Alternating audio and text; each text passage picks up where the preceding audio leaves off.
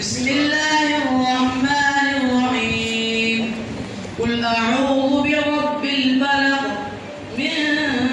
شر ما خلق ومن شر غاسق إذا وقب ومن شر النفاثات في العقد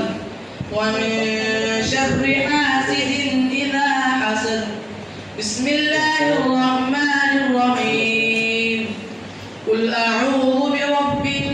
الناس ملك الناس إله الناس من شر الوسواس الخناس الذي يوسوس في صدور الناس من الجنة والناس بسم الله الرحمن الرحيم الحمد لله رب العالمين الرحمن الرحيم مالك يوم الدين إياك نعبد وإياك نستعين اهدنا الصراط المستقيم صراط الذين أنعمت عليهم غير المغضوب عليهم ولا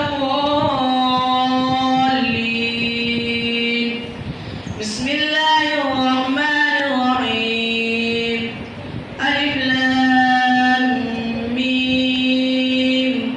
ذلك الكتاب لا ريب فيه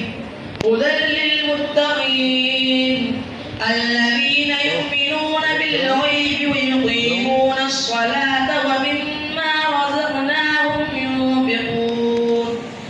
والذين يؤمنون بما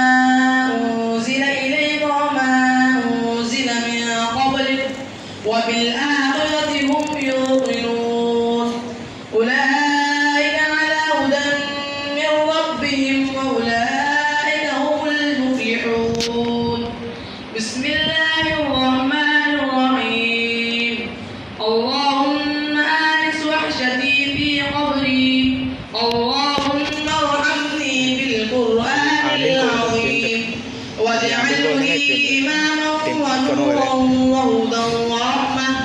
اللهم ذكرني منه ما نسيت وعلمني منه ما جهلت وارزقني